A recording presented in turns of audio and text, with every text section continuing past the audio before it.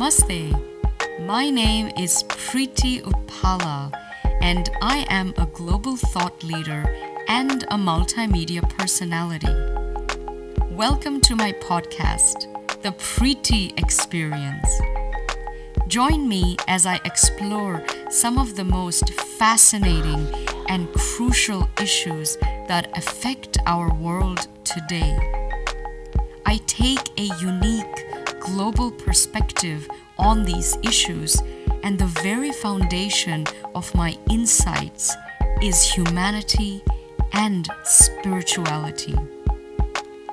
I'm Preeti Uppala, and welcome to the Preeti Experience. Hey, what's up, everybody? It's your boy Israel here, and welcome to another Big Talk, Little Talk live show. I'm here with a special guest, Preeti. How are you doing?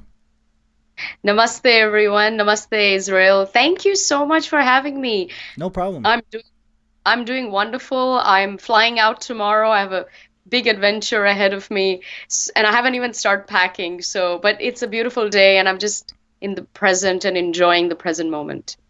Yeah, definitely. And there's a lot of topics that I want to talk to you about, but just to kind of introduce the audience to you, why don't you kind of tell us a little bit about yourself? I know that you have an extensive history. You've done some film work, you've done some modeling work for a long time, and you're now just kind of getting into this political sphere. Welcome to it. It gets very real, very intense. So go ahead and talk to us a little bit about yourself. All right. Well, thank you for that. Wow, I just like everyone, I've got quite a interesting, diverse history, so to speak. I am Indian, born in Dubai in the Middle East. I grew up all over the Middle East, and then my family moved to Europe, and then they moved to Australia, where I studied. I'm an Australian citizen. I have two degrees. I've got a degree in IT and also a degree in business marketing. And I joined the corporate sector after graduation, worked as an investment banker. I worked as a management consultant for large companies Hmm. before I sort of had a real spiritual awakening and kind of had a real career change and Right. also found my spiritual path at the same time. And since then, it's been a joyride. I travel a lot. I've been to almost 100 countries. And so my career change was I moved from the private sector to the entertainment. In Sydney, I was working and studying as an actor when I got this incredible opportunity to study in New York. And when that came through, I knew that my ship has come and I must do this for myself. So I didn't think twice. I moved to the other side of the world, and I Yeah. didn't know anyone. I had never been to America, and it's been, several years. I've done a lot in that time. I've done Bollywood, I've done Hollywood. I won several beauty pageants, so I have different international titles, which is great. Awesome. Uh, and I did hosting as well. I've did been modeling for 15 or 20 years, but in the last 5 years, I think so much more has happened because I'm a speaker. I speak around the world, and I've always written. I'm a writer, but it's only recently that I really got interested in writing about policy. And I'm an analyst, so I do a lot of analysis and looking at trends and so on. So it was very easy for me to really dive into sort of political geopolitics and see what's going on. So today I write for about 15 to 20 different outlets around the world, left, right, and center. I speak around the world on a multitude of topics: spirituality, purpose, culture, as well as international affairs, US-India relations. I speak Hmm. a lot on security, a lot on counterterrorism, that Yeah. sort of stuff, because I have a lot of knowledge, especially having grown up in the Middle East, writing my first book.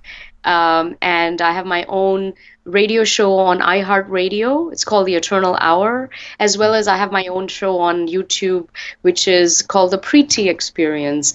And I'm also a brand ambassador for various lifestyle brands, from urban wineries to hotels, resorts, plus skincare, beauty, spiritual products, and so Yeah. on. So I do many, many things, but essentially I'm just a spiritual soul Hmm. having a human experience.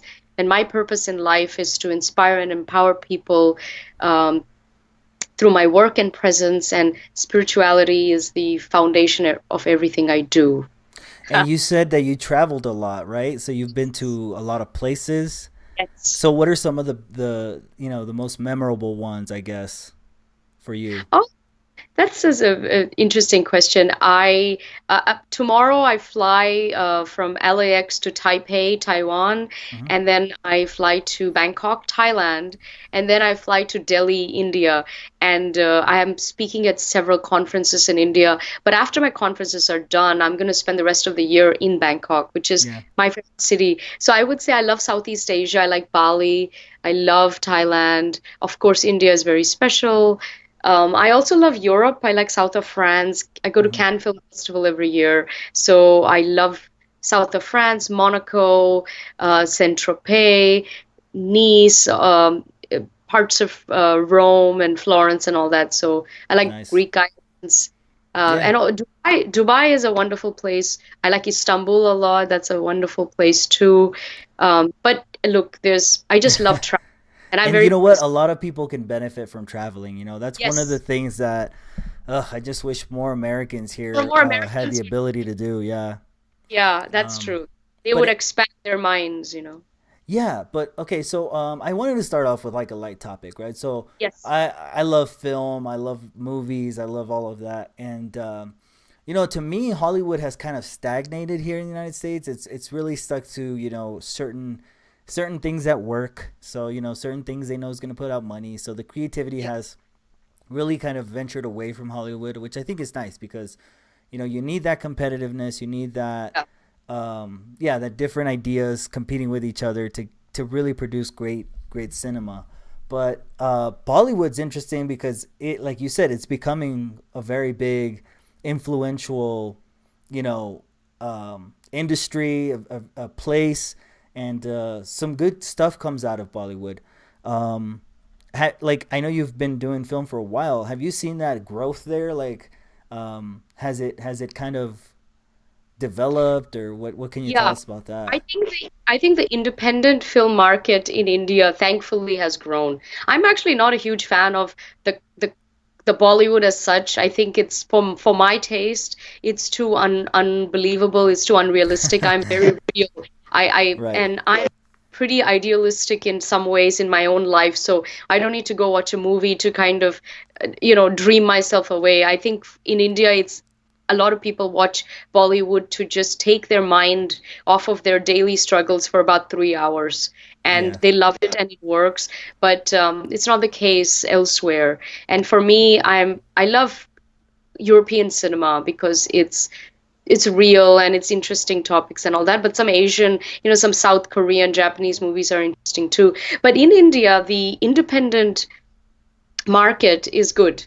They have good acting, good writing. They Hmm. pick social causes, so that's growing. And I That's actually think there's been some war movies, some movies on sort of terrorist activities or army. I would say Indians are extremely nationalistic and patriotic, and oh any yeah. movie about me is going to be a big hit, especially if done well. And recently we had some fantastic army kind of movies that did incredibly well, and they were well made and beautiful Yeah, stories. it kind of reminds me of like what's going on is like this like in the 80s here in America we had the same, like we had this like war movies, action movies, a lot of blowing up stuff, a lot of like the antagonist hero.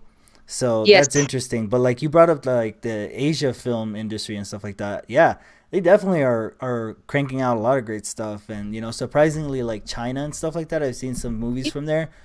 it's Man. the it's also the largest so I think there's a statistic, I don't know which one it is, maybe second to, well, Bollywood is the largest film industry in the world in terms of volume, Yeah. but China theatrical sort of situation there, I think, is the number one in the world.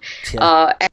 So it's great. And some Asian movies are really incredible, and they've won awards. And I am on the board of the Asia Pacific Film Festival, so I get to watch a lot of Asian movies, and they're fantastic movies, and they're continuing to grow. And now they're having an influence also in Hollywood, where Americans are watching Asian movies, and there's co-productions and so on. I think Yeah. America is realizing what a globalized world we do live in, and the Yeah, fact that and that's good and over bad. It's like it's this. good in certain ways, but it's also bad in certain ways, just depending on who looks at it, how you look at it, from what perspective you look at it. So, yeah, I guess we can start getting into some tougher things, right? So you brought up that whole situation. Have you heard of this whole thing with like the NBA in China, like how China wants to regulate the NBA, and the NBA is Yeah, starting to like kind of fold a little bit, and Americans here, we don't like that. yeah, Like it's one thing for Chinese interests to, like you said, work together with American yeah. interests. But when you start infringing Taking on over and freedoms and things dictating. like that, Well, yeah, welcome to China. That's how they do things, and that's the big difference, I would say, between a country like China and a country like the U.S. and also a country like India, because China is not. It's not an open secular democracy. It's not about, they do everything that suits them, hmm, and they're in a position of power where they can do that. And the world, kind of the West put them there in a way. And right, while we're all too busy worrying about abortion rights for trans people here in America, China is rolling out their BRI, which is the Belt and Road Initiative, which most Americans have never even heard about. But it's this sinister Chinese imperialism plot to pretty much take over the world. It's actually underway. hmm. And in India, we are I've we are actually not heard of part. that. Yeah, But go it, ahead, kind of expand a little bit, and then I'll kind of tell you what I've heard, and then we can discuss that. yeah, it's very sinister, and India is not a part of that. Many Asian countries are, but we see their agenda behind it, and also how they're doing it in such illegal means. Hmm. Because the thing with the BRI is they have this, basically they want to have ports, and they want to have connections between China and the rest of the world. And in particular, they want to connect China and parts of Central Asia.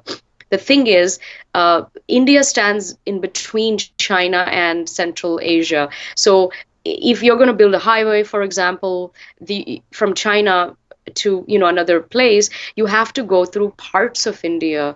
And although Indian government will not let them go part of sovereign India, what they are trying to do now is they are trying to go through parts of India which are illegally occupied by Pakistan, which is quite a big chunk. And this area is called POK, and also Gilgit and Baltistan, right? So it's west of India, northwest of India. And that's, I mean, it's illegal by all means. And I think we have a government now where if they try to do that, I think we could take them to international courts and we could shut that down, which we Right. should. So it's a And different India, thank God. But this is their plan, and the problem is they've pimped out Pakistan. Pakistan is someone that everybody pimps out because they're for sale. They will side with anyone. They will take money from anyone. They'll take money from themselves to kill themselves. That's the situation that you have got well, going there, right? well, that happens So a lot. I mean, I've heard the same about like the Bangladesh area. There's a lot of work that they offer to do and stuff like yes, that, and they'll which they undermine. really, it undermines their own interests, and it's sad to see a country like Bangladesh, which is Hmm. not Pakistan. It for many decades they were a good example of a sort of a theocracy, I suppose, that wasn't radical, and that they were more closer to they're all Bengalis, they're essentially Bengali Muslims, right? So they are more closer to Bengalis than anything else. But in the last few, I would say, decade or so, we've seen ISIS prop up there, a lot of radicalization and so on. So it's very sad to see Bangladesh and even Sri Lanka a little bit Right, go down exactly. those avenues. And I think And it's because you see China becoming more of a big player, and a lot yeah, of their people in China have seen a raise in their standard of living. And yeah, I feel like we've been playing this, hopscotch, where you pick a country, China, it starts becoming more developed, at first it was the United States, right? We were the industrializing Yeah. country. We had child labor here. So, of course, business would find a home here because it benefits them. And I think Yeah. that they've been going around the globe and they've been hopping around, and China was kind of one of their latest stops. And as these countries start to develop, as they become more prosperous, other countries kind of fall into that grip. And Yeah. I think that there is a factor, like I think that is a factor when it comes to these countries that we've been talking about, Pakistan, Bangladesh. um, I know perhaps you have a counter narrative. Yeah. What do you think, in your opinion, would be kind of a leading factor into why these countries are doing this? I mean, to an extent, do you think it's survival? I mean, these countries have to. No, I don't know. I think it's two things. One is the money. Where is the money? The money is when they're look. India is a very moral country by all means. It's very dharmic, and the U.S. and the UK knows this. They've known this for forever. That's why they know better than to kind of bribe India to to do dirty work. Like India could never be what Pakistan was for the US. It was a stomping ground, to get to Afghanistan. And India would never be that buffer zone. Mhm. We will not sell out like that. But Do you other think it's countries, your history? well, I no, I think it's our ethos. It's also our, I mean, the countries that we're talking about, Bangladesh and Pakistan, they're Muslim countries, right? India Mhm. is a Hindu, secular Hindu country. We have a different ethos. We have a different framework for morality, for how we look at the world. Also, ours is the oldest civilization in the world in many ways, to be honest. The Indus civilization, right? It's the oldest unbroken continuing one. So we have an incredible history, whereas Bangladesh, I think it's barely 40 years, Pakistan is 70. Mhm. They don't have that incredible civilizational history and pride and lineage that we do. We have held it on for thousands of years, and we will Mhm. continue to do that until the end of Well, time. let's But talk a these little bit countries about. are, Yeah, sorry. Let's no, I was talk just a going to little say, bit of. Yeah, go ahead. Go ahead. no, I was just going to say these countries are lured, though, even including Sri Lanka a little bit, because of one, monies, where China does, wag the carrot, the stick in the carrot, I guess, and these people have bought into it. And also when you have from the Middle East, they get the radicalization. They also wag the carrot. So you get, it's very luring. I don't think the governments are pretty corrupt there. So I don't think that they're doing it for the betterment of their people, but they are doing it for their own pockets sometimes. And so they get into all kinds of unholy alliances. And it's what we've learned is this radicalization, especially the Islamic one, is it's very easy. It's like 5-10 years and boom, you see a huge upsurge. And it doesn't happen anywhere else. It's just with this, it's you have more madrasas, you got more imams and stuff. So, and you bring in it's infused with the law. Suddenly people aren't even thinking for themselves. So it's a multitude of reasons why it's alarming. And from my perspective, it's India, and then you're surrounded by hostile actors now, people who never even used to be that hostile to us, and Well, now parts of them are. yeah, and you look. I'm critical of it, right? But I also think that there are and have been some successful, Muslim countries. So I, at least me personally, I don't want to, kind of categorize them all into this. But those countries, like you said, they do suffer from these problems, and Yeah, no country goes without corruption, of course. But yeah, yeah. you mentioned that their youthfulness and kind of that can also potentially lead them to fall for these kinds of things. Yes. It kind of speaks to the larger point of uh, interventionism.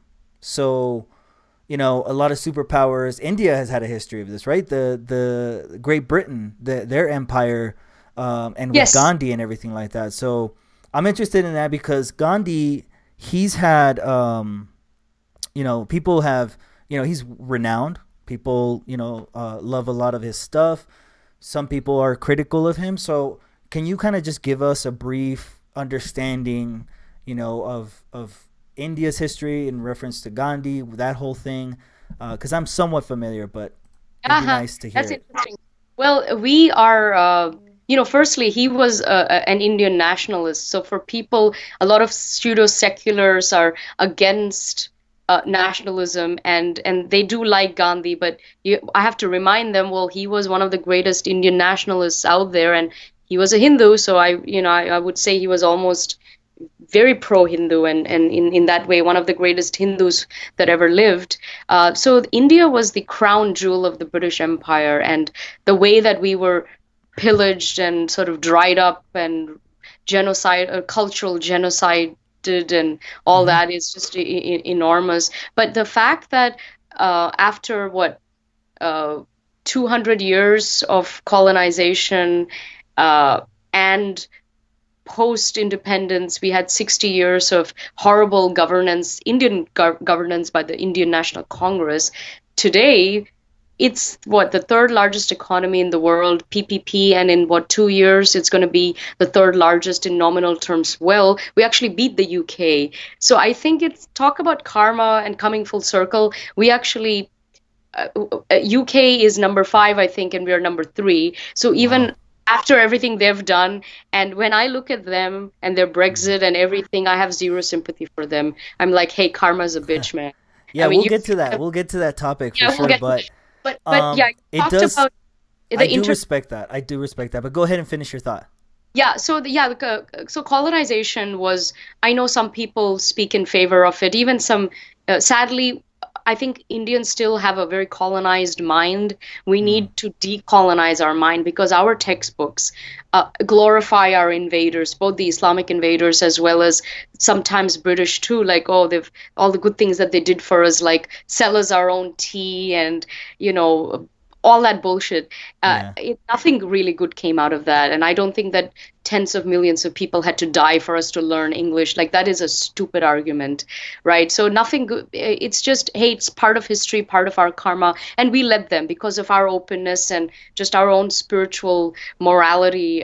We sort of invite people in, and we're still doing it today, and this is what we get. I hope to see a stronger India. But going back to, you asked me about Mahatma Gandhi.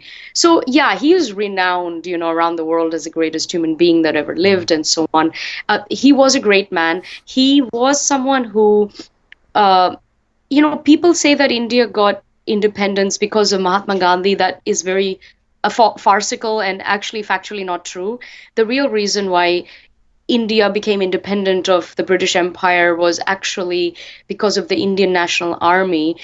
By that time, they were so strong, and there was a revolt because a lot of Indian soldiers were working for the British Army, and there was a mutiny around the time of the independence, the middle of 1940s, and it sort of, Gandhi was great in salvaging, galvanizing troops together. He started the Salt March, started Satyagraha, and he was all for independent rule and self rule and quit India. I mean, he was one of the sort of forefathers of that movement, but that movement was not what liberated India, because that movement Yeah. was sentiment. It was great, but the actual effectiveness is questionable. But there were other great leaders like Subhash Chandra Bose and great martyrs and so on who actually came together. They took over the Indian National Army and they grew that. And after the mutiny and all that, because we were labor rich, right? So we had lots of people, and the British, the officials, and it's in their diaries. It says very clearly they were writing to the Churchill of the, the Queen and all that. That these people, they're too many in number. We're bankrupt. We can't even afford to be in India. And if there is a war, we will lose. And it's best to just get out now while we have our Mhm. shame, Well, what's And funny is so that, that like, really obviously happened. you guys were fighting for your autonomy. We were Yeah. promised, as in exchange for fighting in the world wars in for the British side, we were promised independence, and both times we fought, we won, and we were not given the independence. So they clear out lied to us, and at that point we realized they're never going to leave. So it was a combination of just growing sentiments of people who just wanted to boot them out. And then by this time, this Indian army was so strong, and the British knew that, so that's the real reason, which that's a story that doesn't get told often enough, either by the Indians or by the Britishers, or it's only if some historians that talk about it. So hopefully that will be more out there. And with Gandhi, it's a funny thing. I think it's a mixed bag. Yes, in some ways he was great. I think a lot of Indians are very critical of him because he was one of those people that did a lot of minority appeasement. He was for the partition. There were other Indian leaders who were not. They would have never let the partition happen, but he was for the partition, and he sort of was a little too soft on the whole. He knew that there was so much kind of venom spewing from the Muslim groups, and there was a lot of racial tension coming, and there were some of these Muslim leaders were being very disingenuous in some of the things that they were Did he saying. have Muslim allies? He had some allies, and he was sort of for, he was certainly not against them. And I think, yeah, and the pseudo-secular people, even today in media and academia, they are also like him in that way. They sort of appease the minorities at the behest of the majorities who feel a bit shortchanged. So this is what's happening in India, and I think in elsewhere too. So, he's an interesting character. I mean, Definitely. he's great in some ways, but a lot of a lot of patriotic Indians don't think all that much about him.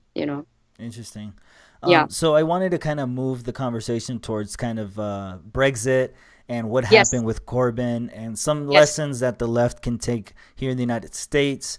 I've often, I've discussed this on my show a lot about exceptionalism is nothing to fear. It's nothing owned by the right wing. Absolutely Yes. not.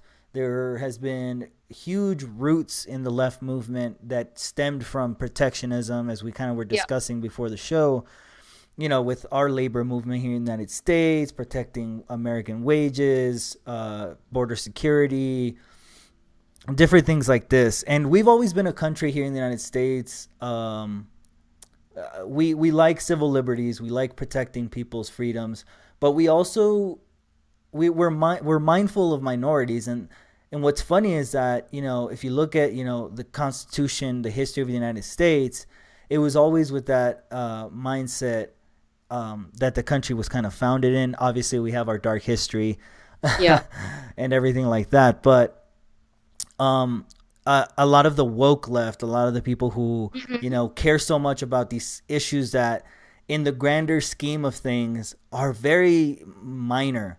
They're very, and they're also issues that are actually, many of them, resolved if you address more economical, populist issues of the nation, things like how the working people are doing and everything like this. So let's start off with kind of your breakdown of Brexit and what happened with Yeah. the Corbynism. He wasn't very popular, and I know that they had this and they had this anti-Semitic and smear also that they were running on him. But go ahead. absolutely. So Brexit, firstly, regardless of my whether I think it was right or wrong, it was they had a vote. It's a democracy, right? The people spoke. You have to honor that. That's what a functioning democracy is supposed to do. And the fact that they've sort of backpedaled on that for 3 years is it's shambolic, right?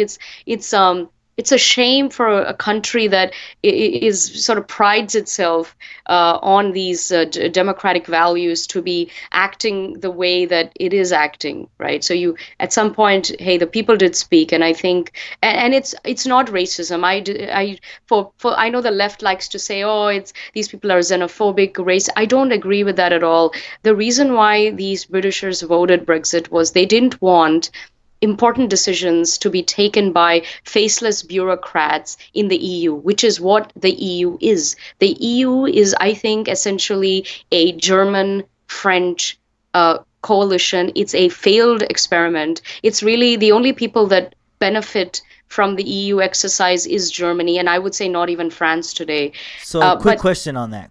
yeah, Do you think that the EU served a benefit when it was first founded? Obviously, the United States spent a lot of capital rebuilding Europe, and yeah, you had Stalin, FDR, and Churchill, And, they were kind of the brainstorm of it all as far as the United Nations, the European Union, how everything was going to be set up.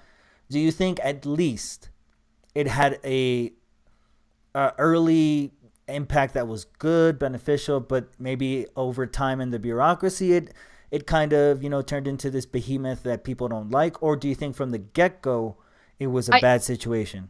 I think it was a bad idea to begin with. And also remember, the EU was an exercise to, well, at least on paper, they wanted to compete with the US, right? And you can't have a small country like, for example, Germany compete with the US, but collectively, all these little European nations cobbled up together, and you call it a nation state. That's what the EU is supposed to be.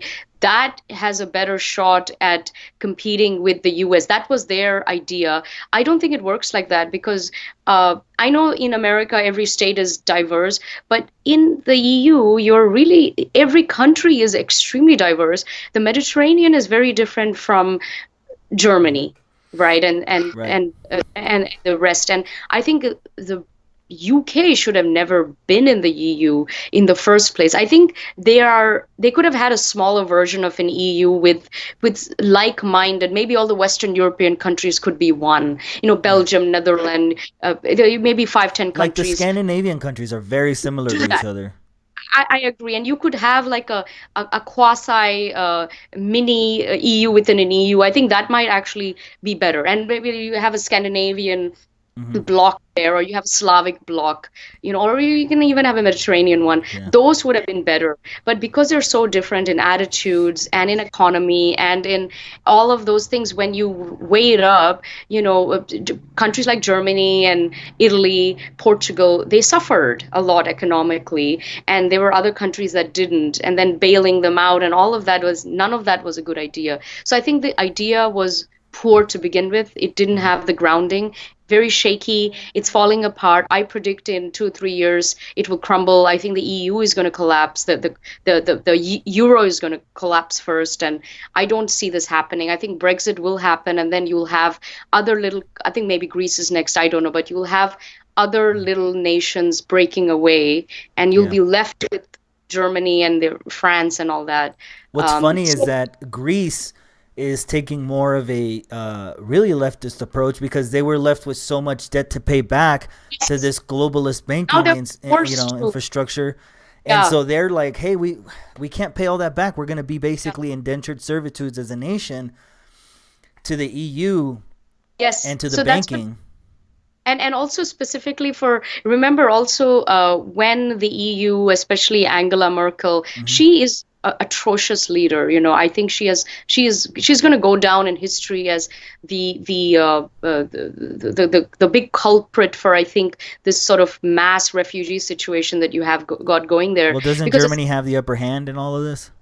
No, because by the way, they are not opening their floodgates to Jews from all around the world. Ironically, right? I mean, people say that they've got this guilt, Holocaust guilt. Well, open your doors up to the people who were persecuted. You're opening up the doors to a different group altogether. And in the name of refugees, you know who's coming in? It's not poor people from Syria. It's economic migrants from all parts of Africa. We've seen Pakistani people show up pretending to be Romanian. Like, this is ridiculous. We've got Afghani people. They're not fleeing anything. They're just coming to get a better life. That's not what the rules of refugee situation. Okay. Well, just to get a little more contentious, because I would kind of differ a little bit on this, because I would say, look, if you don't address it, it will definitely become more exacerbated and destabilize more countries. So how do we do it? The EU didn't cause that, and I'm sorry, but this whole Middle East has been, it's full of turmoil, and that it's been like that forever. You're dealing, and even though it's all one religion, I would say, within that religion, there's a lot of interfighting. You have Shias, you have Sunnis, you got a bunch of other marginalized Muslim sects too. This has been going on for hundreds of years. No, definitely. Right? You're right. Is the solution perhaps getting more of the wealthier off Muslim? I think, look, if you get some countries that align with these people's values better, like that are better, Jordan, there's a lot of wealthy countries that are Muslim. the refugees, hey, Saudi Arabia is right there. Same religion, same language, rich, one of the richest countries in the world. But they won't do it. They won't do it. And I grew up in the Middle East. I know how much space they have for probably every refugee on the planet they could take in. And these are their own. These aren't Christians and Hindus and Right, and Jews. the Saudis are the ones that push out the most radical thing of like, hey, be a brother, be this. Yes. And it's like, but you they are won't take them in. You they are won't the take the Muslim refugees that Brotherhood. are, being, Absolutely. Yeah. forced to go to Europe and stuff like that because the Europeans are actually nice enough to, have some kind of plan, even though, like you said, it's creating some kind of turmoil in Europe. But look, Yeah. they're willing to do this. But I think that you're right. I mean, I don't know if we're agreeing here or not, but I think that I think definitely we are. some of these countries need to pick it up and get involved. And it's weird that the U.S. Kowtows to Saudi Arabia so much. And believe me, Yes. Saudi Arabia is perhaps one of the biggest of these countries that I criticize the most because I think they have the deepest hand in the cookie jar in this whole thing. But I Potentially. want to dive into that. But I think we should definitely talk about Tulsi a little bit and kind of this election. Yes. But let me just finish this Yeah. this the Brexit thing. So it was the English people, voted for these reasons. It's not, oh, they're big, because believe me, a lot of minorities voted for Brexit and a lot of minorities support the Conservative Party there. Believe me, a lot of Indians and Punjabis do, because the Labour Party there is very antagonistic towards India, and they're very antagonistic towards Hindus and so on. They've overprotected, when you have a person like Corbyn who is outright supporting a terror group like Hamas, and too soft on the whole Al Qaeda, ISIS, radical, terrorism. What do you expect? I think people really woke up, and you mentioned anti-Semitism, and I know that there are people who, himself included, they want to deny that. I don't buy it.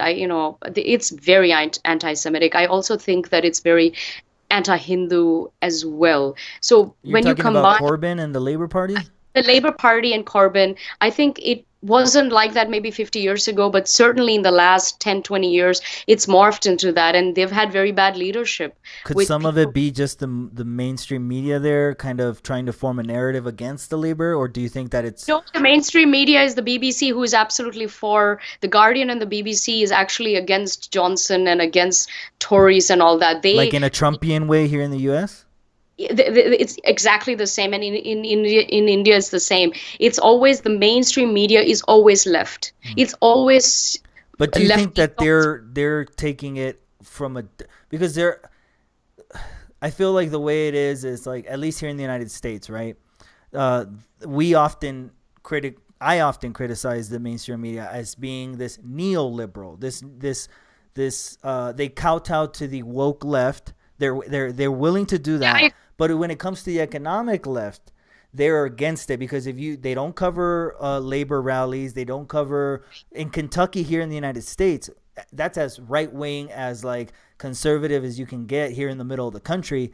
There's teachers who are protesting saying, hey, our wages are being garnished so badly that we can't sustain ourselves. That is a leftist idea. That is a leftist narrative, but it's not the one that the media likes to back. So I think that the only contention I would have with what you're saying is, yes, they do tend to align with a certain part of the left, and I feel like it's more of the woke kind of left, more of the protect, these minute issues that really Yes. don't like you're Like, really like like you're abortion, dividing right, the for trans country. people, that Yeah. sort of stuff. But with the Brexit situation, it, like in the UK, BBC and Guardian and a bunch of other outlets, most of them they are very left, and they are Is very Corbyn anti-Semitic though? I don't know. well, his party is. His party is. I mean, if you're going to be a Hamas sympathizer, what does that mean? What does that say? And you can even put away the conflict for a minute. It's just, you don't do that. If someone is a ISIS sympathizer, and you're a Hindu, and how are you going to feel about that, right? It's not a good look. So You make I a think good point. You Yeah. make a good point. But no, I think, this, I would even say this particular, the Corbyn, that the Labour Party was decimated for a few reasons during this election. Number one was, I think people really wanted to get Brexit done. They had voted for that. And the fact that Labour was so ambiguous about their position and no clear direction on it, that put off people. But also, I think some recent things that have come up in the news, like this whole Kashmir issue, when it came up, the problem is Pakistan politicized it and internationalized it, and they took it to the streets of London, where there's a lot of Indians and a lot of Pakistanis, and it was very ugly there for a few months, which it didn't need to be. This is an internal matter in a sovereign country, and Indians didn't touch the issue, but Pakistan did, because that's the only, they have no moral claim over Kashmir, but all they can do is just be a radio station talking about atrocities that don't even exist there. But so they took it to the streets of London, and London got very divided and got very volatile and hostile. But that it also divided the British Indians and the British, and there were a lot of, so British Indians, British Hindus predominantly vote Labour. They vote left because we're all for liberal values and so on. But this election, they were forced to vote for the Tories. They had to, because they knew that the Labour Party, based on some of their stand, I would say, on Kashmir, having a resolution in their manifesto about, again, an internal matter in a sovereign country that has absolutely nothing to do with them. When you bring that up, when you put that in your manifesto, that is a really, really unwise thing to do. And the Indians, of course, they found out about that, and they said, this is ridiculous, and you are not getting our vote. So that's what happened. They lost 40 seats that would have traditionally gone to them because of Indian Britishers who did not vote Labour. 40 seats is a lot of seats, that would have been the make or break thing. So one of the main reasons this election went the way it did was also when you take such reckless stands on foreign issues like Kashmir, which is very volatile and contentious, and you know nothing about it, it will divide people up. And guess what? The wave is going to go the other way, and it did. And I'm glad it did. I'm very happy to see that that Labour Party is not in power, because they would have been extremely antagonistic to India and to Hindus in general for no good reason, right? So I'm very pleased. In what sense, like sanctions, or what did you expect? Number one, they have zero right to meddle in another country's affairs. Also, they don't have their facts right, and we'll get into Kashmir. I think, we will, and you're right. I think I agree. In the wrong, it's like they're very misguided on this issue, and yet they want to take strong steps. The whole thing is ludicrous, right? And people just woke up and said, "Hell no," Right. Excuse me. Yeah, so, we'll transition over to Tulsi, and that brings up a good point, because I do want to agree with you on the last point you made, right? A country needs to be able to resolve its own issues. And we'll get to the India Kashmir, and I hope we have a very, civil conversation about that. But it what was interesting is I actually did a story earlier this morning about Tulsi Gabbard and the NDAA. So the NDAA is like the National Defense something. It's in regards to Syria. And we were looking over it's like 6,000 pages long, how these Congress people make us believe that they know everything that goes on in these bills and everything like that. I don't know. They put so much stuff in it, yeah. But one of the biggest things was this Caesar bill. And the Caesar bill was in reference to like sanctioning anybody who wanted to help or do any kind of interactions with Syria. Now, I'm not trying to get your opinion on like the Syrians and what's going on there. My larger point, and what I would like to comment on before we move on to Tulsi, is to me that's very, I don't like that the United States does that. Yeah. I don't even care if it's a Muslim country. I don't care if it's a Hindu country. I don't care if it's an Asian country. The country should have autonomy. They should be able to resolve their issues, and whoever ends up being the leadership, let's work with the leadership to try to resolve some sort of peaceful negotiation so we can have a legitimate trading relationship that doesn't put them in a position where they feel antagonized against, where perhaps in the future, because of the way we, ended up in the negotiation, they may feel like they want to get out of it at some point. No, maybe we want them to feel like they're comfortable getting into the negotiation we're with. We're not meddling in their political matters, but we also don't let atrocities happen. But at the same time, it's like, I feel like the whole definition of atrocities and genocides has been so the thing. voted. It's debatable, right? Because, yeah, if they cared so much about human rights and atrocities, then why aren't they doing things about places that are where the genocide is going on as we speak? Because they are parts of the world where they are, and they don't want to touch it. They only want to touch t countries and sort of areas that have anything to do with them, right? Absolutely, So yeah. that's why these you know there have been some recent U.S. congressional hearings on human rights and all that that took place. What a joke, right? I mean, it Yes. should have been these hearings on what's go. There's a genocide happening in Balochistan right now, right? Which is Hmm. again, it's done by Pakistan, and it's not a part of Pakistan. I mean, they took it over. They want independence. They've been wanting independence for a very long time, Yeah. and they are. It's like the Kurdish Yeah. situation, Yeah. but the Okay, we genocide can. is. Yeah, we'll definitely get into that. But I Yeah. did want to bring up Tulsi Gabbard, because this is something that really interests me. I think Tulsi Gabbard is an amazing person. I have my bias against Tulsi Gabbard. You know, like I'm very, like that's my bias. Is that like I'm Yeah. a supporter of Tulsi. I try to tell my fans like, look, this is my bias. This is where I'm coming from. I'm gonna report the news and the politics to you from this perspective Yes. because I think that our Everybody foreign does that, policy by the way. exactly. Almost every, I don't think there's a single outlet that is not biased in one way. It's just that some people claim that they're non-biased when they are, and that's disingenuous, and that's the mainstream media.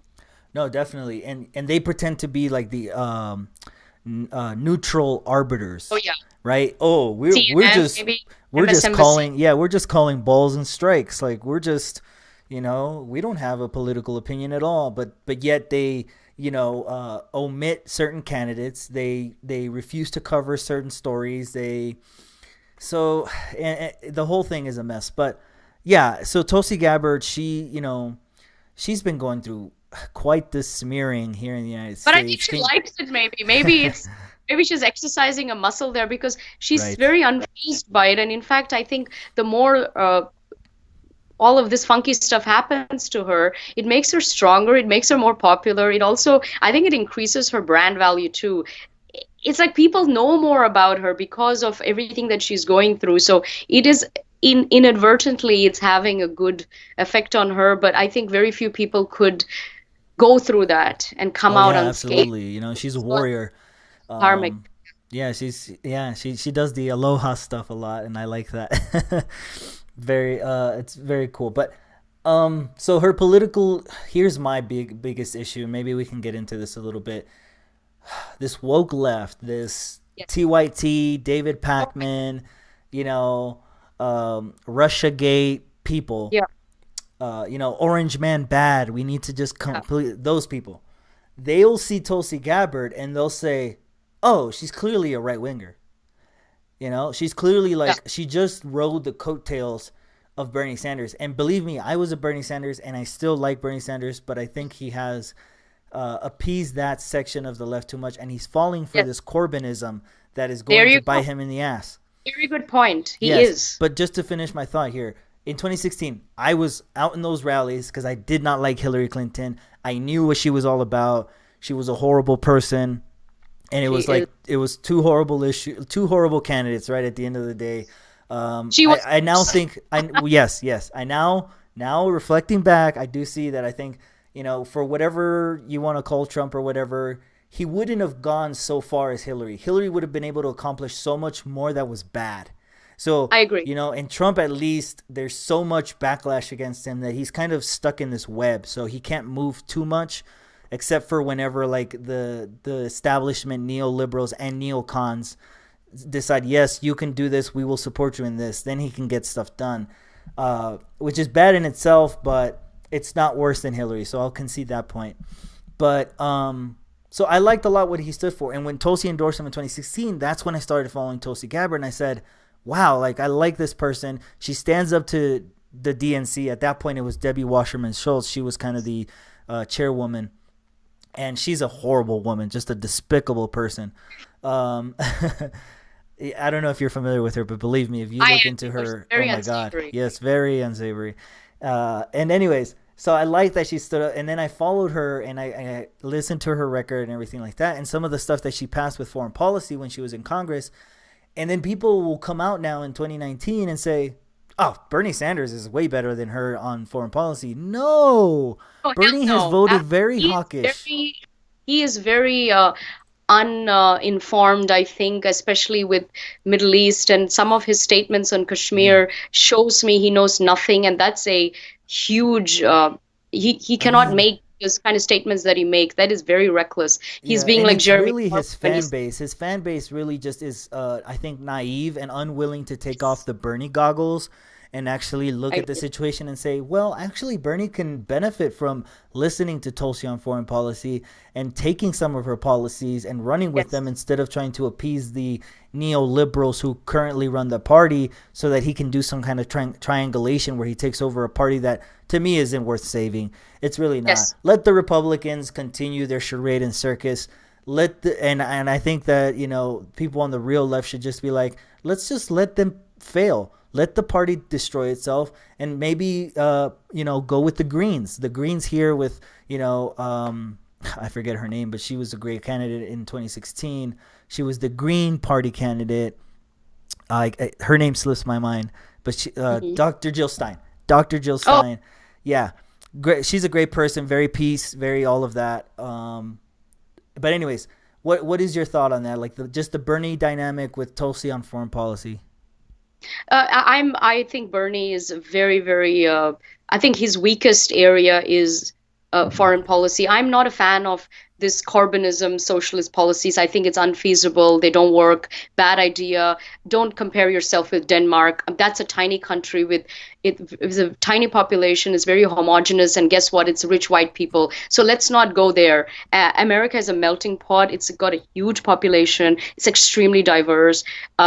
And its model, the very fabric of its society is very different from Europe or Scandinavia or whatnot. So adopting, and also, by the way, Sweden and all that, they're now, guess what, the rape capital of Europe, thanks to all this immigration. And they are having their own problems, which they're becoming dangerous in a very different way. And Yeah. in the general population there is also becoming very wary of multiculturalism and all that, which is sad Yeah. because I think you can't conflate, you know, illegal aliens or refugees or just, mass migration with Yeah. true diversity and multicultural. They're two different things. I think what's happening in the left, they conflate them and then it's all one and it's not all one.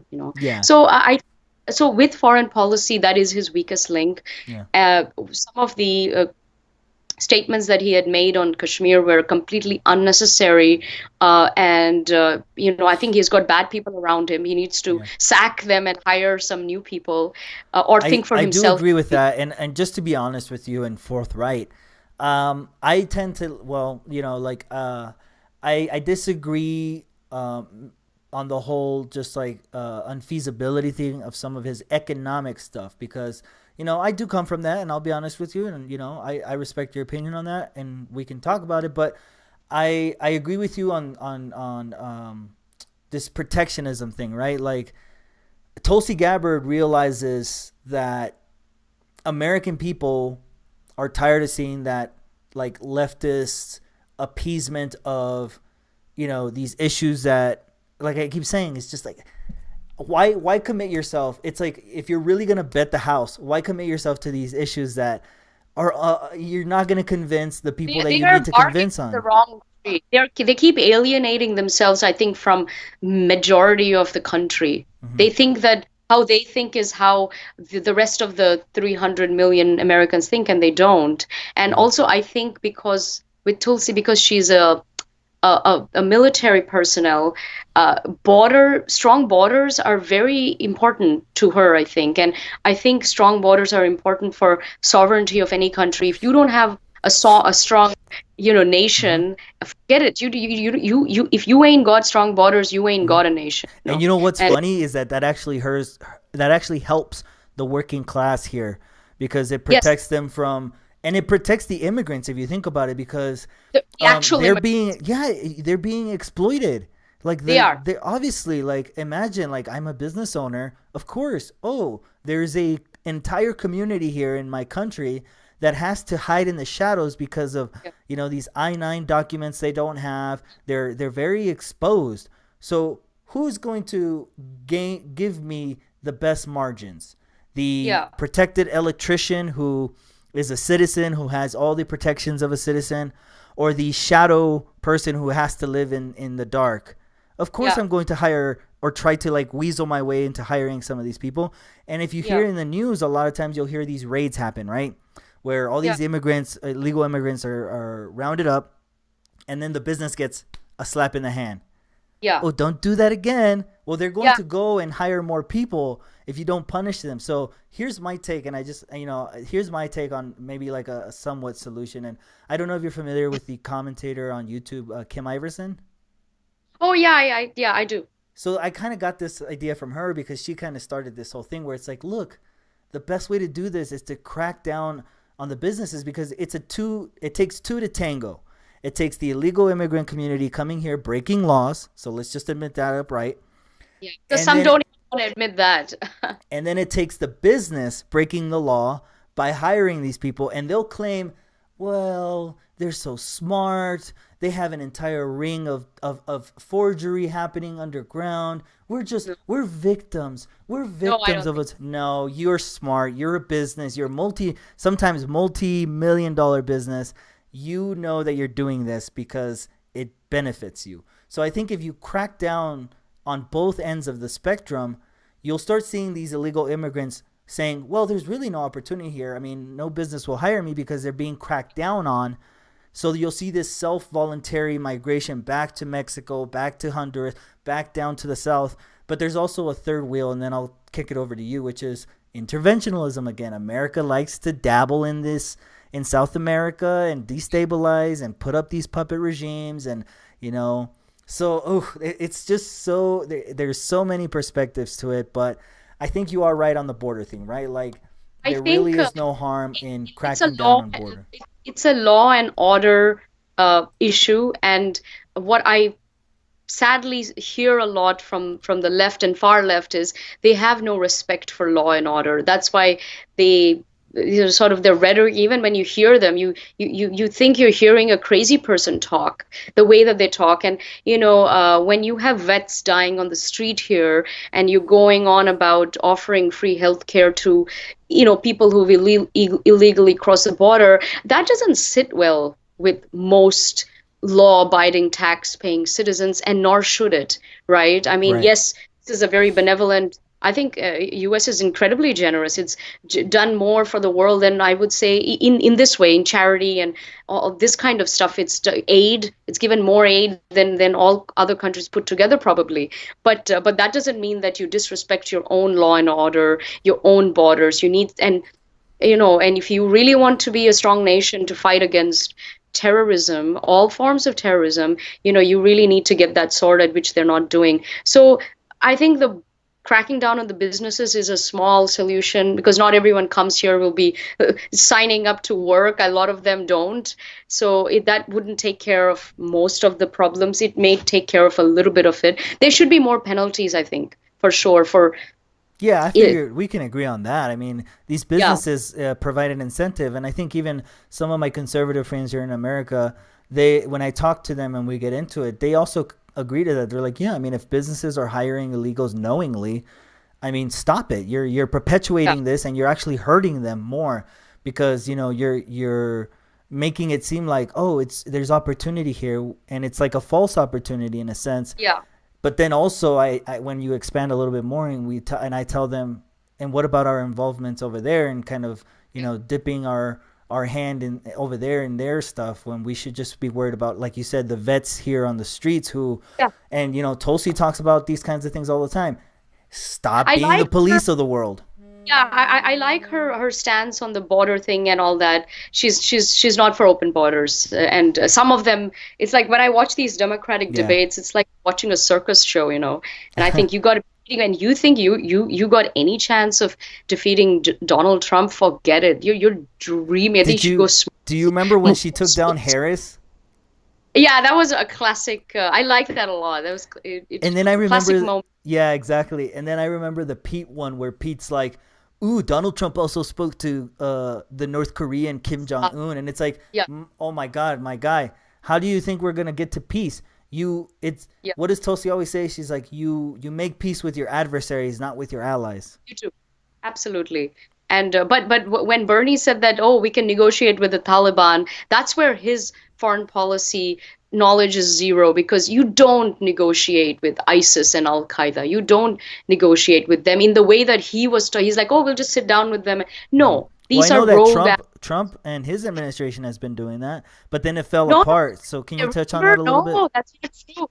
Not true. They were supposed to have this big meeting, big negotiation. They pulled out. That was one of the smartest things he did, was to pull out and not go there. And they have to find better people in Afghanistan to speak to, because I'm pretty familiar with that war and that conflict, and those people. That is not the way to go, like negotiating with the Taliban. And just the way that he said it, I was like, dude, you are going to sink this country to the ground if you take over. I think it's going to terrify people, and it will terrify people in the military for sure when you say things like that. Speaking with adversaries is one thing, but I think his lack of knowledge So is in very Afghanistan, what would you like to see? I know Tulsi Gabbard advocates a lot for, look, we need to just withdraw. We need to get out of the Middle East. But what would you like to see? That's very dangerous. You can't you must withdraw eventually. You can't just overnight pull out. The problem is that there's a lot of vultures who are already eyeing that area. The problem is when the U.S. withdraws, you're going to be left with it's like a lab. It'll be a lab for terrorists to come in. So you've got the Afghani Taliban, then you've got the Pakistani Taliban, you've got the Pakistani ISI, which is their military and their intelligence, who, by the way, are killing more U.S. troops than the Afghanis themselves. And well, why don't these Middle Eastern countries talk to each other, though? Is there any room for us to facilitate anything like that, in your opinion? Like, just to solve this whole thing? Well, the problem is an ideological one. It's a deeply rooted one. It was not about the Soviet situation at all. Again, it keeps going back to religious ideology and all that, because when you're reading things that says that, hey, yes, you can become a martyr and all that. I mean, they have hundreds and thousands of these people roaming around, and they've taken over, right? And the whole so you have governments that are built on that. Right, so it's very difficult to unravel that. But with the Afghan situation, you eventually over time, I think what they must do, what the U.S. can do, is they can hand over parts, that where they are stationed and what they have control over. You need to hand it to allies that you can trust. And I think their big problem is knowing who they can trust, because I think they've trusted for the great country that America is. I think it's had appalling judgment.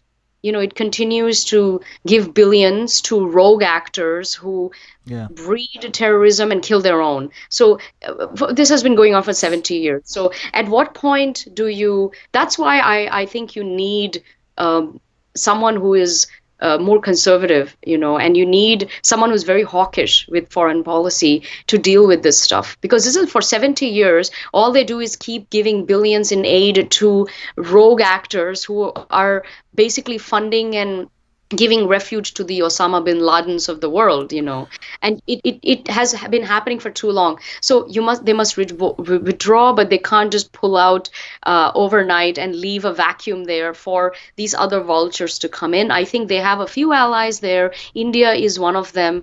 Some Indians think that, hey, why don't you put Indian soldiers boots on the ground kind of thing? I don't think that's a good idea. That's not a war we need to fight. I don't think Indian soldiers should be dying because of other people's mess, because that's what's going to end up happening, and there's going to be a lot of casualties. So I don't. The problem, I think, is like you don't want special interests to also come in and take advantage. Like we talked about Saudi Arabia, right? So Saudi Arabia would definitely be someone I wouldn't want to be involved in this, because their Wahhabism is really what has Exactly, because it's the same people, man. It's the same ideology. It's not gonna. They're not gonna. The United States funds these people sometimes. It funds them, but it also funds I'm talking about Pakistan when I say the rogue actors who kill the U.S. soldiers in Afghanistan.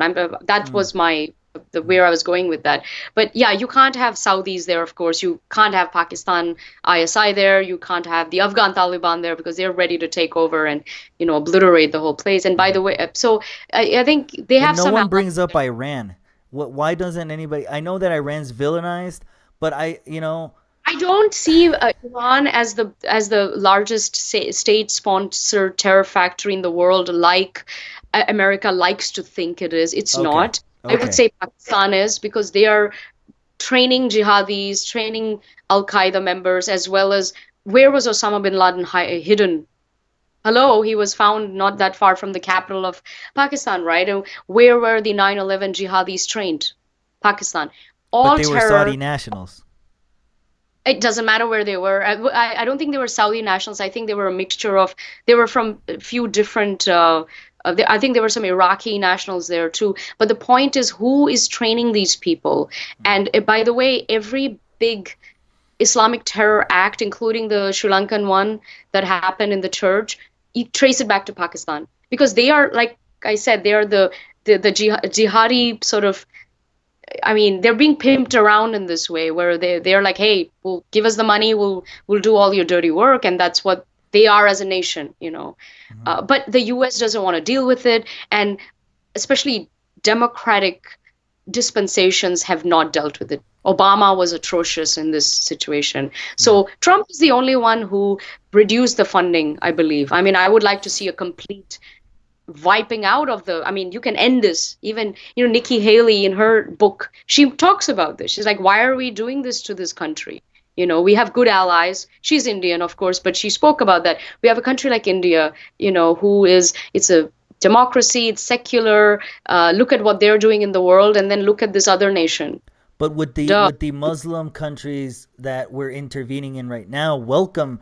I don't see that. I don't know if that partnership, because So I mean, Afghanistan has an incredible relationship with India, because for the past, I don't know, 20, 30 years or something like that, India has been forging their own genuine relationship with not the Afghan Taliban, but the Afghani leaders, well, and the what's Afghan. funny? I was actually deployed in Afghanistan, and they love the Bollywood movies. They love all the Bollywood Yeah, stuff but it's even beyond that. I think they love culturally. India.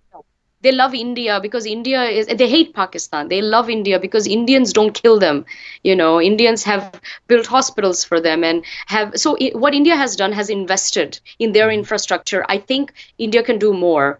We can pump up their army. We can, so I think the US and India can come together in some way. And they are talking about this. I mean, when I mean, do Prime you think Minister, ultimately they should have autonomy, though? I mean, it's one thing to no, help no, them.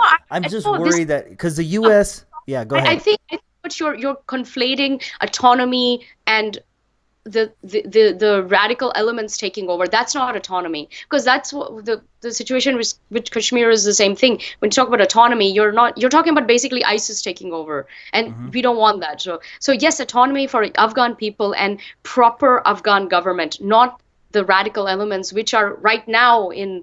They are the ones who are more powerful. So until that day comes, which hopefully that's soon. So I think the U.S. needs to think this through.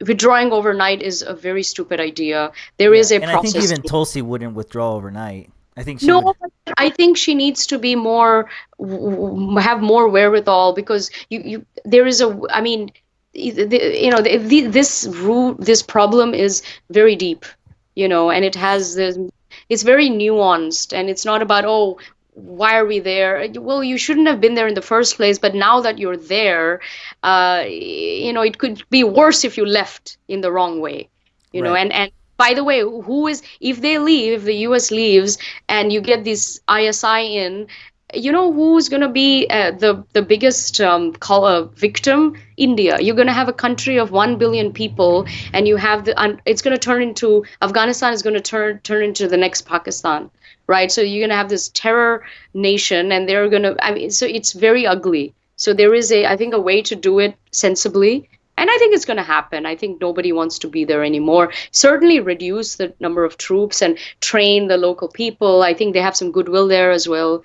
And then get some allies. I There think has to they're. be a fraction that's not like ISI or whatever that No, no. is Yeah, not yes, secular, I am. but like Yeah, yeah. reasonably. Come on, like, ISI is the Pakistani intelligence arm, so that's different. The Afghan Taliban are the radicals, but yeah, the Afghani people are wonderful people. They are not crazies, and they have some good leadership too. So it's a it's a process of propping them up. yeah. Yeah, They do you will- remember ever seeing like there was a hearing where somebody was saying to, it might have been Congress or the president or someone, like, oh well, back a long time ago, like you would see people in skirts. I think they were referring to Iran. I thought it might have been Afghanistan, Pakistan but as well, and this was 30 years ago before it got radicalized. I mean, this happens even in Iran in the 70s, it was one of the most happening places in well, the the world. U.S. intervened in Iran. Like there was a lot No, of fault in the well, no, U.S. they didn't stop wearing skirts because the U.S. intervened. They stopped wearing skirts when they became radicalized. So Mm. let's be very clear about that, Do you because mean like the when the radical fractions took over, in a sense, yeah, and when the Shah, implement? Yeah. I'm sorry, when not the Shah, when the Shah got demoted and all that, and yeah, sure, the U.S. props up these horrible dictators, but they don't know how bad these dictators are sometimes, and they don't know the reach of the dictators, and these dictators are always mullahs, they're all clerics, they're all religious people who want to turn their state and the whole world into an Islamic state. So Okay. I think the U.S. offices, governments don't get this basic things, No, yeah, basic I agree with you. And understanding. sometimes they just want to find someone that's willing to work with them. Can you talk to that point a little bit? Because this is where I'm coming from, and you can disagree, and Yeah. but here's where I'm coming from. Is like sometimes they'll find like these mullahs or whatever you said, or these people who are just willing to play ball as long as they get to keep the power. Do you think that I'm that sure happens? I'm sure there's some good Iranians there who are not loonies and don't want to turn Iran into a terror state. You got to find them, and I don't know what the process for that. I can't. I know Yeah, that India has amazing relationship with Iran. It yeah. has had forever because they're great civilizations. So I don't see them as this great enemy of the world. And I think that's one of the reasons why. Because I talk a lot about India-US relations, and I always say that one of the thorns in the relationship is, I think, who we consider as the greatest state-sponsored threat. Now, if you speak to Right. Brookings Institute or any global think tank that deals with counterterrorism and security, hands down, even all the Americans, even like people like Jeffrey Goldberg and all the great minds, they all say Pakistan is the even I think it's Bruce Riedel, who was the ex-CIA director and now he runs one of these think tanks. He Yeah. openly says this. The greatest state-sponsored terror factory, number one is Pakistan. But we Number can two is agree Iran. that there has to be some peaceful solution to the matter. Well, you can hope that our from an EU Hope? perspective, Can we hope? Can we concede on that? Hope, at we least. no, we can. I mean, they have to be de-radicalized, and I don't know how feasible that is when it's gone so deep because the venom, I think, has been ingrained from childhood because a lot of these kids they learn a lot of these things in school, Yeah. right? And they're taught Well, to that's a hate. problem. That is a problem. I So, mean, the more, yeah. yeah. So, okay. So, I've got like another 15 or so minutes. I really wanted to kind of end this on India a little bit, maybe on a Yes, lighter let's. note, maybe on a little bit of a lighter note. So, Yeah. India is definitely a country a lot of people do respect it, but this Kashmir thing has definitely been pumping off. I know that you wrote a lot about this Article 370. So, can you touch on that a little bit? I will talk about it. So India is still, it's of course, yeah, it is respected. And even today, even after, so the only people who are smearing India are mainstream media, some lefty academics, terrorists, you got people who hate India essentially. They have made this into an international issue, which is it's not. But the EU, the UN, the US, almost every other great nation has backed India on this decision. So the smearing and all the bad sort of press that we've gotten is just bad press. There's nothing more. It hasn't affected public sentiment. It hasn't affected governance. Hasn't affected, how the world views India. In fact, some have come out and outright supported it. So essentially, what happened was in during partition, every state in India was, or every state in the region that was both Pakistan and India at the time, was given a opportunity to either join with India or Pakistan. 99% of them went with India, and Pakistan essentially was the Muslim state, and India was going to be the Hindu secular one. But Kashmir happened to be a Muslim majority state, and it didn't actually go with Pakistan. It stayed. The leader decide he was thinking of India. He hadn't decided it, but he was going towards picking India as to accede to. And that's when Pakistan attacked Kashmir, and that's when the king of Kashmir, or the ruler of Kashmir, went to the central government of India and said, "We need your help." And India, of course, said, "We will help you, but you have to sign," of course. And they did sign. So there was an instrument of accession signed on 26th October 1947. And this is an official document that every single Indian state that merged into India signed. So the myth number one is that Kashmir is disputed territory. It is not. Since 1947, it Were is there a fractions that didn't want to, side with India? Was there a conflict? They were the terrorists. They were the terrorists and the separatists. I think it's very important to get the facts right, right? Because this is so now this is like rhetoric that the left wants to No, say. listen, I will, and I've heard some stories about, like, in Kashmir, it was very oppressive at points. So The, the I Kashmiri, the against Hindus, against like Indians. yeah. Yeah, So in 1990, so 30 years ago, yeah. there was a Hindu genocide. There was a genocide that happened. I think it was 750,000 Hindus were wiped out and massacred and kicked out of their own homes overnight. Literally, in the matter of a few days and weeks, they were completely wiped out. Nobody even talks about this genocide, and it wasn't done because of Pakistani terrorists. It was done by the Kashmiri Muslims themselves, the Kashmiri neighbors. But there was a conflict at the moment when this divide was happening, right? So there was a sort of conflict between two fractions, the Muslims and the Hindus in Kashmir. No, this genocide happened. There was no conflict when the genocide happened. This happened 30 years ago. So Kashmir has become radicalized in the last sort of, I don't know, couple of hundred years or so. It's been Hindu for 6,000 years. Why It's make only such an effort as India? Like, why make such an effort to keep Kashmir? Why? because it's Why? an integral part. What do you mean? If tomorrow Well, I'm Mexico just wanted asking. take over California and say, hey, there's more Mexicans in California, it should be a part of Mexico. It's legitimately and legally, that's impossible. It's another country. You So don't. it's a dispute of, like, India is claiming There's no this is its dispute. land. No, I just told you there is no dispute. In 1947, Hmm. there was an instrument of accession signed by the ruler of Kashmir that merged the whole state of Kashmir into India, right? It's an Indian state. It's an It was Indian voted state. on. Yes, Okay, every I got you state, now. every state had, and the ruler makes that decision, right? So during partition, this happened, but Hmm. because it's a Muslim majority state, Pakistan couldn't bear it, and to this day, they can't fathom that a Muslim majority state actually Mm. went with India, because that defeats their identity. Their only identity in the world is that they're not Indian and they're not Hindu, Okay. right? That is it. So the fact that a Muslim majority state ended up going with India is a slap in their face to their own identity, and they have no. I mean, what are they without? This is what they peddle, right? So, Right. And so, I just so I wanted to ask you one more question on this. yeah. Do you feel like there are bad faith actors from Pakistan influencing people in Kashmir with, like, Yes, protesting and absolutely. what's It happening has with the activity there? I know there are universities there that, there's things yeah. happening. So touch So on that. there's for 70 years there's been bad. So when you say bad faith actors, it's the Pakistani government, it's the ISI, it's the military, it's not a few rogue people, it's the whole establishment situation. And that's their motto is bleed India by 1,000 cuts, right? So they Hmm. want to obliterate India at all costs. Kashmir, even though it's part of India, not disputed.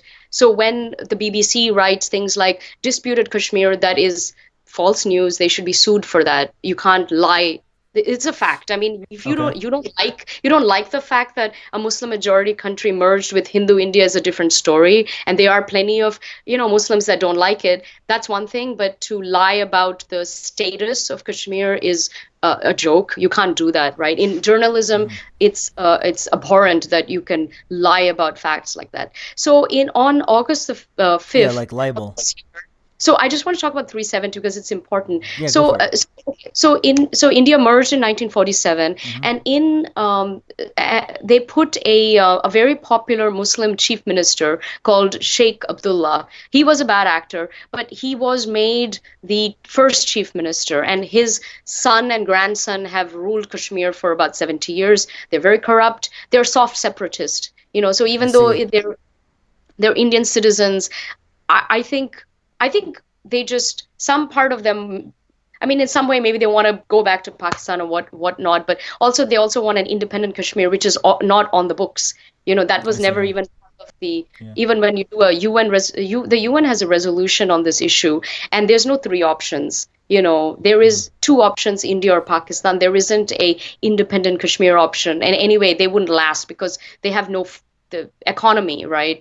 They get all their money from central government of India, which these families, it went into their pockets, right? Because Yeah. there's no infrastructure in Kashmir. Yeah. So, but 2 years after the accession, the Sheikh Abdullah introduced, I think, this Article 370, which Yes. gave it was supposed to be temporary and transient only for a very limited time, and they just wanted autonomy, I believe, of their legal, so two out of the three or one out of the three branches, they wanted some sort of, because it's such a it's not a normal state, it's a strange situation, and the Yeah. demographics are very different to the rest of the country. That's what 370 was. And it was only supposed to be temporary, remember, and many governments had the chance to get rid of that, which they didn't, because they just did, they were appeasing to the Muslim minority. Anyway, we had Congress for 60 years, and they were horrible at governance, and they were very in sync with this Sheikh Abdullah and the Abdullah families and so on. Right. So they didn't do that. Do you feel But like Wahhabism and Saudi Arabia, did they? I always like, for some reason, I always like, that's my conspiracy brain that goes to, because like I know they have a lot of influence. they do. But Have they it tapped into Kashmir? Yes, but it comes through Pakistan. There is no Saudi force there, or so there are ISIS flags that fly in Kashmir, which is despicable. And that's really, for an Indian person to see that, it's disgusting. That these Kashmiri, so-called Kashmiri Muslims, they want to fly ISIS flags. It's not even Pakistani flags. They want to fly ISIS flags in Kashmir. I mean, what have we gotten to? So a lot of youth has been radicalized because they wiped out the Hindu community. They have Sharia law there because of this 370, Hmm. right? They could have their own kind of Well, governance there. They have their own yeah. constitution And I essentially. obviously, like, I don't have a Pakistan person to reference any of this or anything like that. But look, if You you're do, saying that, if you're you know saying, there is no two. And I've spoken on other lefty progressive shows, and they come to me with this, and I say, there isn't like two sides to the same event. There well, is. no, I'm not trying to say that, but And you I'm can trying. do your research on this because this is the facts. The accession was a fact, and we know where the terrorism comes from. We know, I mean, these aren't things that anybody has to make up. It's there. In fact, we could have politicized it more, which we don't. And because we don't speak up, the world is can smear us very easily. I think this is what's happening in Yeah, the media too, because even after the absolutely, I smearing, understand. I you're not understand. standing up for them. So the 370, it basically gave Kashmir its own constitution, and their constitution is not like the Indian one. They Hmm. don't have any minority rights. And they don't recognize LGBTQ women's rights, property rights, all of these things. It was And extremely bigoted and racist. And so when they wiped out the Hindu community, now you have pretty much 99% Kashmir Muslims in the Kashmir Valley. Of course, there's so much radicalization and indoctrination. So when this Article 370, I think Modi government decided that the terrorism there was becoming so bad, and the situation there was so disgusting that there's only one way to salvage Kashmir and sort of just curb it and just make sure that it doesn't go haywire is you have to get rid of 370, which people have been talking about this for a long time, for 70 years, and they finally did it. It's a great thing. It merges, it basically got rid of the temporary Kashmiri constitution, which was very discriminatory, and now women get rights, all women get rights, Right. minorities, religious That's good. minorities, No, that's good. all of And I had it. two quick questions, just to kind of touch on this a little bit. Yeah. And look, yeah, I think you're right. And I think if it's a legislative thing, obviously Yes. I come from the point perspective of like, look, India needs to, Done this is peacefully. India. This is on India. But here's the Yeah. thing. Here's the two questions. The first one Yeah. being, I don't like that if the Kashmirian Muslims kicked out Indians and stuff, that's the problem is like, They kicked out Hindus. They didn't kick out. They're all Indians. right, right, The okay. Yeah, Muslims that's what I kicked meant. out Sorry. Hindus. Yeah, I don't yeah. like that. No, So it's a genocide I that happened really that don't. nobody wants to do anything about. And by the way, these Kashmiri pundits, we say, they're in America. They're the smart. They're the professors and the Well, doctors and the it scientists. just seems like self-segregation, and It was, radicalization but happens that's when you so. self-segregate. One of my articles that I think I sent you was how the removal of 370 actually removes Kashmir's status as an apartheid state, because that's what Kashmir had become. It had become an apartheid state where all the Hindus were either killed or sent to Jammu, which is a neighboring city, and Kashmir was all Muslim, and it, hello. Kashmir is the home of yoga. It's been Vedic. It's the home of the Vedas. It's been Hindu for God knows how many thousands of years. It's just in the last 200 years that it got, because there was a population explosion, and now that you wipe out the indigenous community, you're left with what you're left with. So Yeah. What? 370 also lets other Indians come back to Kashmir. So now rest of Indians can buy property there, they can live there, they can work there. Hopefully the Kashmiri Hindus can go back to their homes. There being some, uh, they're being taken care of Yeah. and stuff. So And in look, the end, it's a that good that thing. and here's the thing is like I make it because like in New York I've only been there once, but like there was this one story that stuck in my mind where there are enclaves in New York where it's Yes, all Jew yes, Orthodox communities, yes. and they have their own Own almost sub police. Their police. own police Yeah, it's too. like Yeah. this extreme neighborhood watch. That's what was happening in Kashmir. You have Sharia law, you've got Muslim courts, you've got that's why no LGBT thing. So I think what gets me is that the left should be thrilled about this situation where there's so much discrimination based on minorities what's going on there, Mm.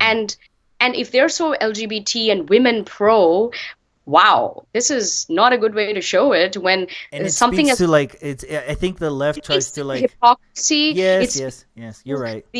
all the jihadi elements in the Congress and so on, Yes. and the DNC. Look, So and the DNC is going like the Labor, and that's why Labor lost. Because when you have all of this going on, and people did their own research and found out the truth, they just thought it was a bit much, and you're yeah. never going to win with that.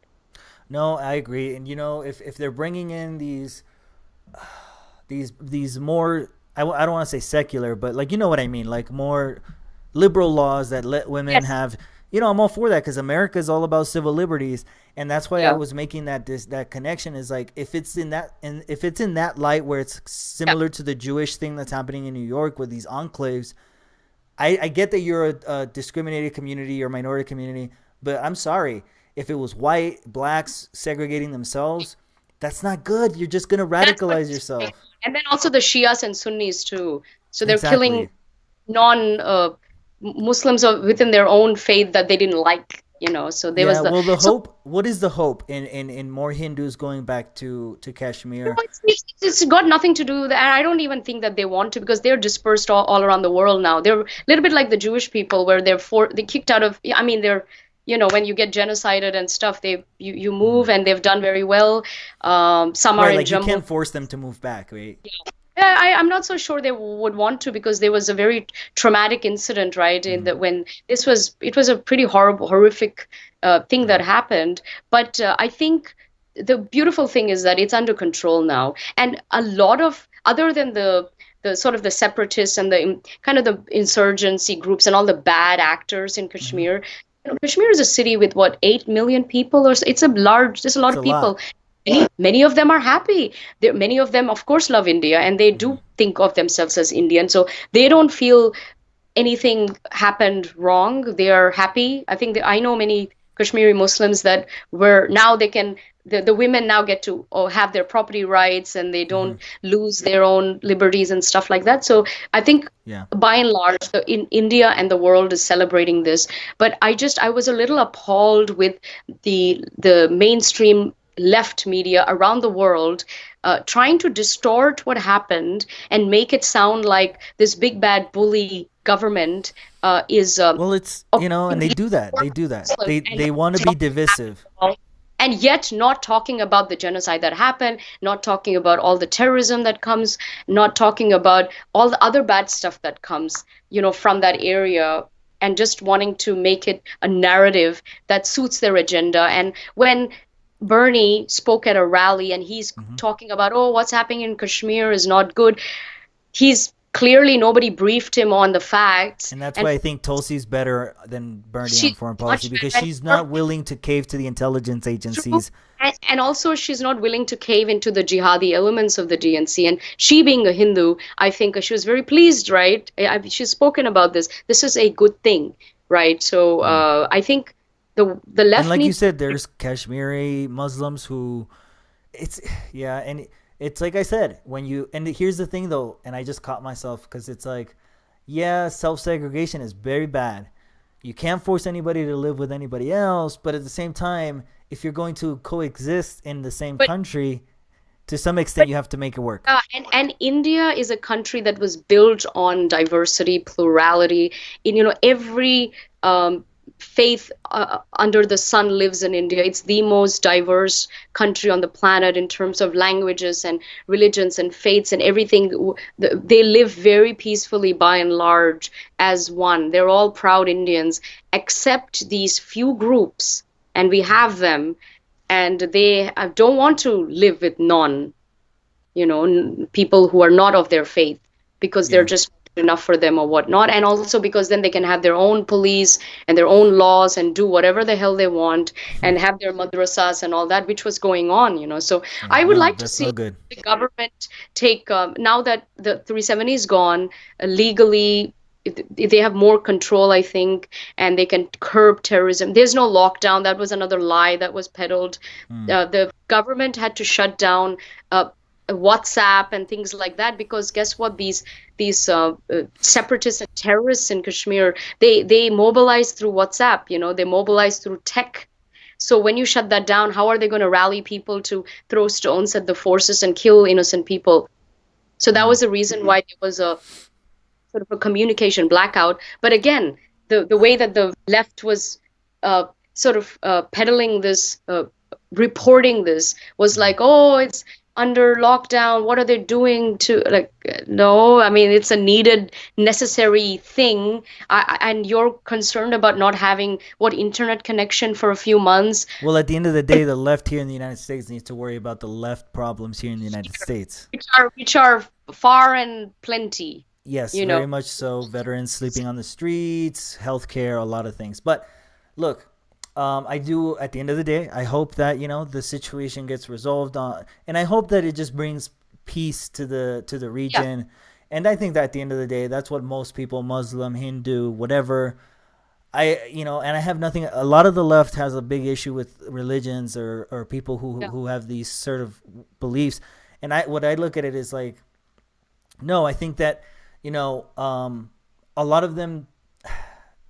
The problem is the radicalization, right?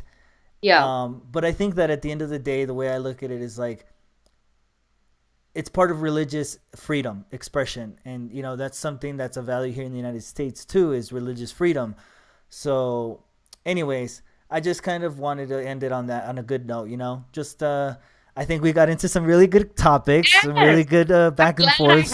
have an opportunity to share this because especially with this so-called progressive, they're not getting any of the facts. They're just reading all the smears and Yeah. the lies and the false reporting and not doing their own research, and because the truth is out there, right? So they're just blindly believing it, and in turn their smearing is going they're smearing a country like India, which is Yeah. not the problem in the world out there. There's far Right. worse Right. things, and when you've got terror states that you should be worried about rather than the largest secular democratic Well, country in look, the I'm world. not religious. I'm actually, um, I just, I'm not religious. So, but here's the thing is like a lot of us who are not religious, we kind of sometimes rack our brains like, just get along, people. Like, let's But just, I but do it's, I do just very briefly. You asked me about Hinduism earlier. It's yes. not a religion; it's a Oh yeah. civilization. Yeah. If you want, It's we can Yeah, end it's on one that. of the oldest. Yeah, it's one of the oldest continuing unbroken civilization. And by the way, there's no such thing as Hinduism. The real name for that faith or whatever, it's Hmm. Sanatana Dharma, which Okay. literally means the eternal path. Yeah. And that's what Hinduism is. It's a knowledge system. It's got the oldest scriptures and the texts, and yoga and all this Ayurveda, meditation, ahimsa, vegetarianism, in your connection with the environment, oneness, tolerance, plurality. This is the essence, and mutual respect. I think it's the only main sort of faith or whatever that actually says that your path can take you there. It never says that only my religion is the one. Like most of the Abrahamic, all of the Abrahamic ones says that I'm right, you're wrong. This is the only Yeah. truth out there. In Hinduism, they actually say the opposite, that your truth can take you to moksha, which is liberation of the soul. So that's what Hinduism is, and India is built upon that, and that is why it is the force that it is there in the world. So it's Yeah. shameful to see smearing on that level, to a country like that with what it's given the world and what it Yeah. continues to stand for. And at the same time, it's a victim at the hands of the jihad movement. We have Yeah. lost so many people for 1,000 years, I think, because of Yeah. colonization and Islamic rule and stuff. So Well, I'd like to see a happy, united, together India, and free from yeah. terrorism. Definitely, and I hope you stick around here for a little bit. Everybody who's been watching, I appreciate it. Definitely leave your comments. Let us know what you guys think of our discussion. At some points, our debate, but I had fun, and yeah, definitely stick around. We can have a little chat, and maybe I can we can talk a little bit about the China thing off stream for my Patreons at least. But yeah, I'll end the stream here, folks. Don't forget to subscribe to the channel if you follow news and politics.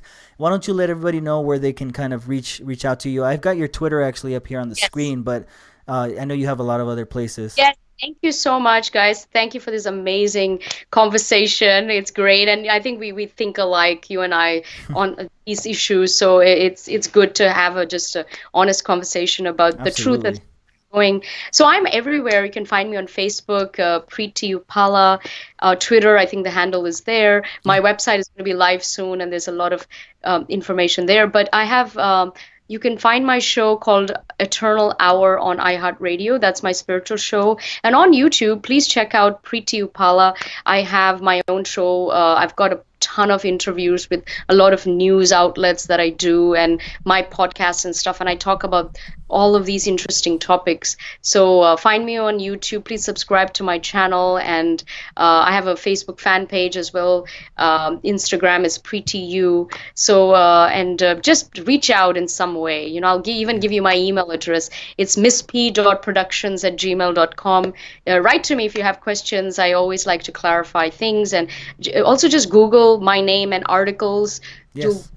hundreds and hundreds of articles on various topics for various outlets that I've written. So please check them out, and I look forward to getting in touch with you at some Well, point. I think that you have a very interesting take, and I think that it's welcomed, and I hope that you continue on. And I'll add your channel link down in the description so that everybody can go check out your YouTube channel. Thank you again so much, and I hope you stick around here. But this is the end of the stream, folks. Thank you again. Bye bye. Bye.